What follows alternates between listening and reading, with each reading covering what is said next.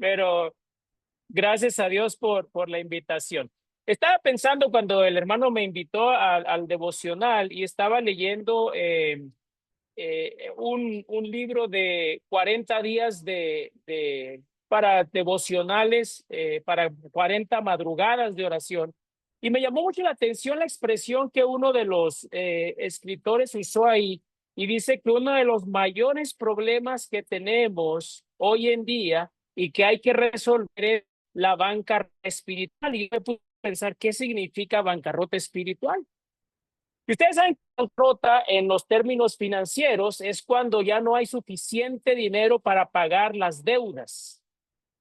Cuando leemos la historia de Juan 2, me llama la atención porque la historia presenta algunas verdades y es una de mis historias que me llama mucho la atención ver, porque la historia presenta algunas verdades que nos hacen reflexionar a nosotros, porque la palabra de Dios en Juan 2 dice que al tercer día se hicieron unas bodas en Caná de Galilea y estaba ahí la madre de Jesús.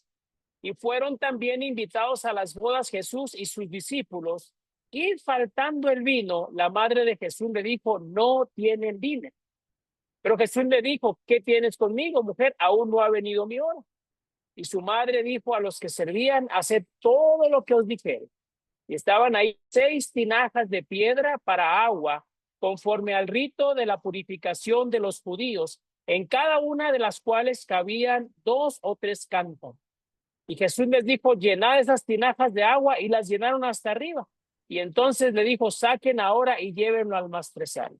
Y cuando se lo llevaron, el maestresala probó el agua hecha vino, y sin saber él de dónde era, aunque lo sabían los sirvientes que habían sacado el agua, llamó al esposo y le dijo, todo hombre sirve primero el buen vino. Y cuando ya se ha bebido mucho, entonces el inferior, mas tú has reservado el buen vino hasta ahora. Ahora, esto nos lleva a muchas lecciones que yo quiero compartir con ustedes. Y escuchando todos los pedidos de oración, podríamos aplicar esto cuando se acaba, cuando estamos en bancarrota de salud. Cuando si nuestra salud se va deteriorando, ¿qué hay que hacer?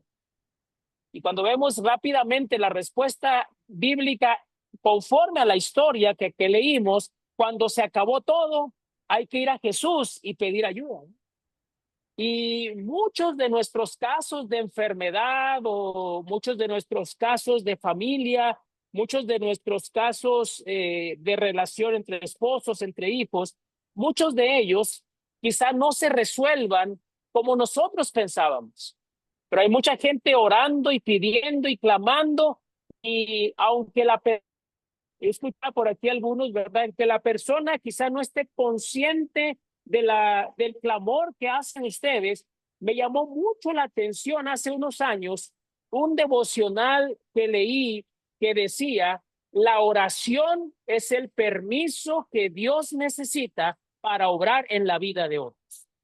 Y eso me impactó porque muchas veces usted tiene un hijo que usted ya le habló, que ya le dijo, que ya lo invitó a la iglesia y de repente pone la mano y dice, no, no, no, ya no me digas más. Cuando las palabras ya no pueden hacer nada. Cuando usted habló con su esposo o su esposa y ya no hay comunicación. Cuando usted ya intentó en el trabajo y ya no hay nada. A veces el único elemento que queda es clamar a Dios, así como cuando se acabaron cuando se acabó el vino. Clamar a Dios y pedirle, Señor, ayúdame en esta situación y dejarlo en las manos de Dios. Y miren, déjenme les cuento una experiencia pequeña. Hace unos años atrás me enviaron para estudiar en la Universidad de Andrews. Y cuando yo llegué a la Universidad de Andrews, yo recuerdo que mi inglés hoy es más o menos porque entiendo un poco, pero no es un inglés fluido al 100%. A veces como que me atoro, pero en ese tiempo pues tenía más miedo. Pero yo llegué a la universidad y todas las clases eran en inglés. Y la primera barrera que encontré es que no me aceptaron en la universidad porque no tenía un inglés fluido de acuerdo a los criterios de la universidad.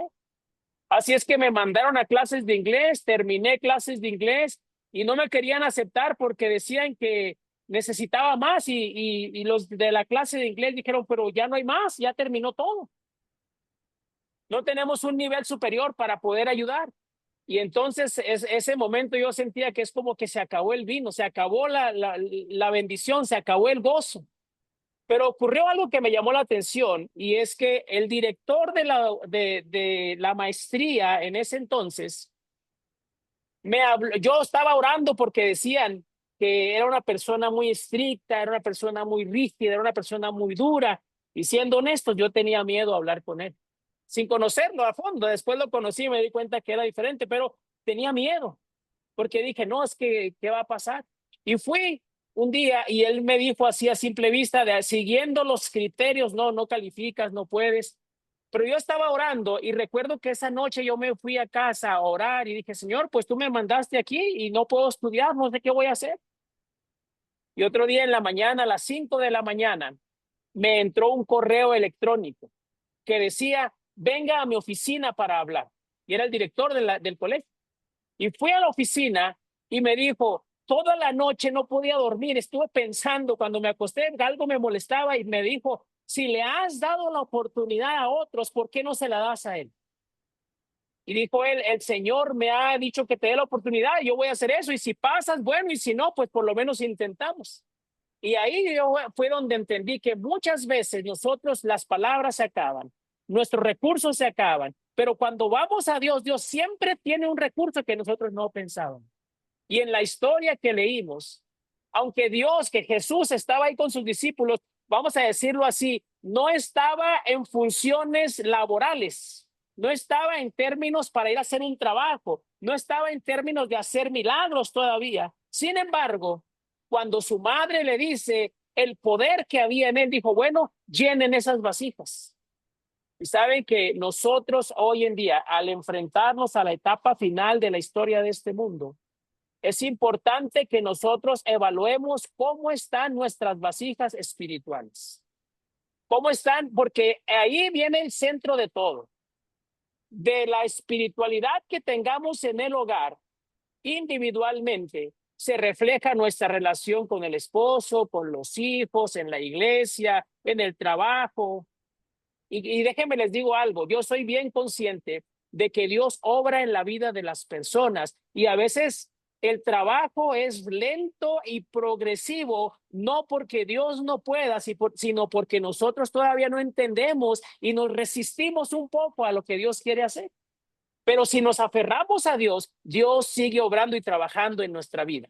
Y miren, déjenme les leo una cita de Elena de White que a mí me llama mucho la atención porque dice, hablando para nosotros en los últimos días, la mayor y más urgente de todas nuestras necesidades es la de un reavivamiento de la verdadera piedad en nuestro medio. Y ella dice, procurarlo debería ser nuestra primera obra. Debe haber esfuerzos fervientes para obtener la bendición del Señor, no porque Dios no esté dispuesto a conferirnos sus bendiciones, sino porque no estamos preparados para recibirlas. En otras palabras, ¿qué es la verdadera piedad?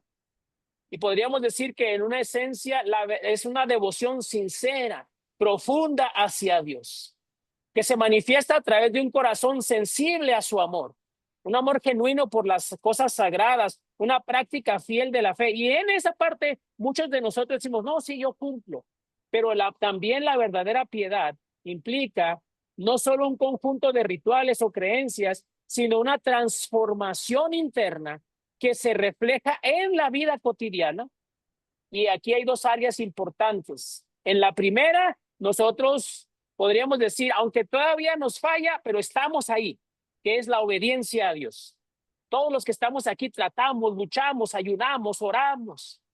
Pero la segunda parte acerca de la verdadera piedad es el amor al prójimo. Y yo sé que ustedes aquí al orar están expresando eso, pero yo quiero que pensemos un poquito más allá de solo los conocidos que están aquí en el grupo. Y pensemos cómo yo reflejo esa piedad a mi esposo, a mis hijos, o a mis cuñados, o a mis sobrinos, o a aquellos que no conocen de Dios. Cómo yo reflejo ese amor a los necesitados. Y ahí es donde nosotros crecemos más espiritualmente, cuando combinamos estas dos cosas, que es esa obediencia a Dios y vamos a decirlo en términos más nuestros, y ponerlo en práctica en la vida cotidiana, entonces empieza a desarrollarse esa verdadera piedad. Esos esfuerzos fervientes por obtener la bendición del Señor se ponen en acción. Y cuando nosotros decimos se está acabando el vino, es tiempo de regresar. Cuando estamos en bancarrota espiritual, es tiempo de regresar a Dios y ponernos a trabajar por Él. Porque mucho de lo que nosotros hagamos, podemos estudiar, podemos meditar, pero si no lo ponemos en práctica, hace tiempo alguien me llamó mucho la atención porque decía que la vida espiritual es como alguien que, vamos a suponer, usted está en la iglesia y dice, sí, vamos a poner, usted tiene 2 pies, ¿verdad? Y dice, ok, vamos a avanzar, estudios bíblicos y avanza. Obra misionera, no tanto. Ir a la iglesia y avanza. Oración, avanza. Vamos ahora al culto de la tarde y avanza y avanza y avanza. Dice, pero mientras no demos el siguiente paso, que es salir a testificar, vamos a seguir dando vuelta en círculos. No sé si me puedo explicar.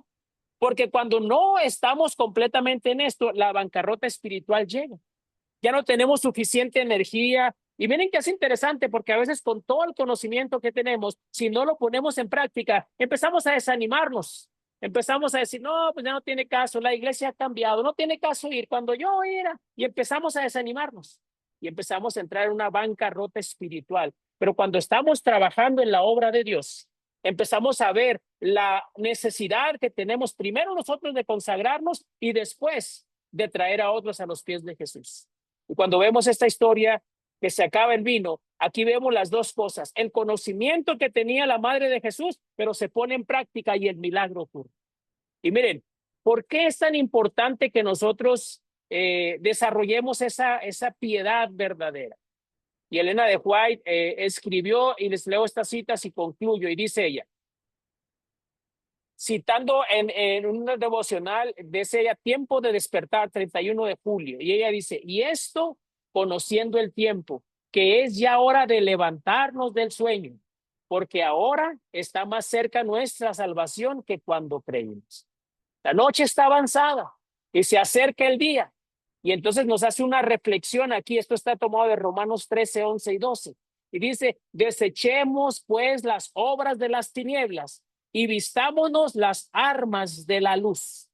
¿Por qué hacemos énfasis en el reavivamiento, en la reforma? Porque el tiempo está muy avanzado. Es tiempo de que nosotros nos enfoquemos en lo que es realmente importante para nuestra salvación y vida eterna. Es tiempo de que clamemos a Dios por ese reavivamiento. Y es tiempo de que vayamos a Dios y le digamos, Señor, no tenemos vino. Se nos acabó la fuerza. Se nos acabó quizá las ideas. Pero cuando vamos a Dios, Dios siempre tiene algo nuevo porque dice que las bendiciones de Dios se renuevan cada mañana. Y miren, ella dice aquí, la gran controversia está llegando a su final.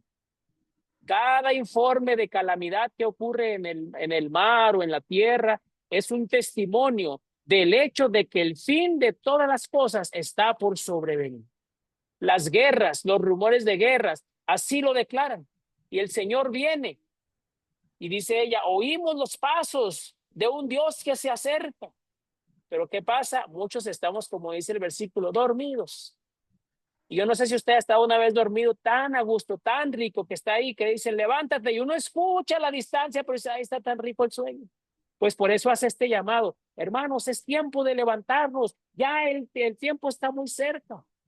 Y entonces dice ella al final, no debería permitirse que este conocimiento de la carencia, de la cercanía, perdón, de la venida de Cristo, perdiera su fuerza y que nos tome descuidados y desatentos y caigamos en el sueño. Es una insensibilidad e indiferencia a la realidad. En el sueño estamos en un mundo irreal y no somos sensibles a las cosas que ocurren a nuestro alrededor. Y por eso les decía, cuando estamos en bancarrota espiritual, podemos tener mucho conocimiento, podemos tener mucho estudio, pero ahora si necesitamos la otra parte que es Dios, haznos sensibles a la necesidad de los que están a mi lado. Ayúdame a ver esa necesidad para yo poder ser como estos hombres que les dijeron, miren, nosotros Dios no nos pide que multipliquemos el agua en vino. A nosotros lo único que Dios nos pide es, así hagan de cuenta como a estos, llévenlo al maestresala. Este mensaje que tenemos, llévenlo, practíquenlo, pónganlo en marcha y el Señor hará el milagro y la gente se maravillará. Y no, la gente no dijo aquí, oh, qué bonitos los cargadores. Dijeron, qué bueno que este hombre reservó lo mejor para el fin. Y en el tiempo del fin, quizá muchas de las cosas que nosotros hagamos, nadie te las reconozca. A lo mejor, por ejemplo, la hermana que decía mis conquistadores, y muchos de ellos a lo mejor ahorita uno los ve y ven al director y pareciera como que no esa distancia, pero cuando ellos tengan sus hijos, y miren, se los puedo casi que asegurar, cuando ellos tienen sus hijos, ay, mi director de conquistadores, ese sí que me quería. Y muchos de los jóvenes que se salen regresan porque recuerdan el testimonio de alguien. Así es que nuestro trabajo por el Señor no es en vano. Posiblemente piensen que se está acabando el agua, el vino, pero cuando vamos a Jesús, Él siempre puede multiplicar más. Y a los enfermos que se oran aquí, a los que están batallando, recuerden una cosa. Si es el plan de Dios que tú te sanes para su honra y tu gloria, recuerda, Él dará fuerzas al que no tiene ningunas. Pero si no es el plan de Dios que tú te sanes como tú piensas, recuerda lo que le dijo el Señor al apóstol Pablo. Bástate mi gracia, porque mi poder se perfecciona en la debilidad. Aprovechemos aún en nuestra condición quizá de dificultad y de prueba para voltear hacia arriba y reconocer hay un Dios que nunca me va a dejar y hay un Dios que está al control. Y entonces la gente va a voltear a ti y decir, ¿y tú por qué eres tan feliz si tienes este problema? Y le vas a poder decir, porque hay un Dios que cuando el vino se está acabando, yo puedo ir a Él y Él lo va a multiplicar. Él lo va a producir más. Él va a traer bendición y yo creo y confío en ese Dios. Así que hermanos, que Dios nos bendiga y que podamos nosotros como pueblo de Dios buscar ese reavivamiento en nuestra vida personal para que podamos así de manera personal crecer espiritualmente, prepararnos y compartir las buenas nuevas con otros de que Jesús viene pronto y de que Jesús tiene poder para transformar el caos que tenemos en bendición si tan solo le permitimos obrar en nuestra vida. Así que Dios les bendiga, hermanos, y gracias por la invitación. Gracias a usted, pastor. Gracias por aceptar nuevamente esta invitación y de verdad que han sido temas muy fortalecedores, así que las puertas de este ministerio están abiertas. Gracias por Amén. aceptar y por favor despídanos en oración. Claro que sí, vamos a orar. Padre bueno, gracias, porque en tu infinito amor tú permites que estemos reunidos a través de este medio de diferentes partes del mundo, en diferentes lugares, con diferentes situaciones, pero todos unidos con un mismo propósito, el propósito de prepararnos y preparar a otros para tu venida. Señor, muchas veces sentimos que la vida espiritual se nos está acabando la fuerza, que estamos entrando en bancarrota espiritual, que ya no sabemos qué hacer, pero tú nos dices, ven a mí y yo te daré nuevas fuerzas. Clama a mí y yo te responderé. Muchas veces pensamos que la salud se está acabando, pero tú nos dices, yo soy el que puede dar fuerzas al que no tiene ningunas. Y muchas veces vemos, bueno, mi enfermedad ya no tiene solución en esta tierra. Pero tú nos dices, ¿sabes una cosa? Bástate mi gracia, porque mi poder se perfecciona en la debilidad. Ayúdanos a confiar plenamente en ti, Señor, y a entender que un poquito y el que ha de venir vendrá y no tardará. Y nosotros decimos, sí, ven, Señor Jesús. Bendice este grupo, Señor, a cada petición que se ha hecho aquí, cada familia, lo pedimos en Jesús. Amén. Amén. Amén. Amén. Amén.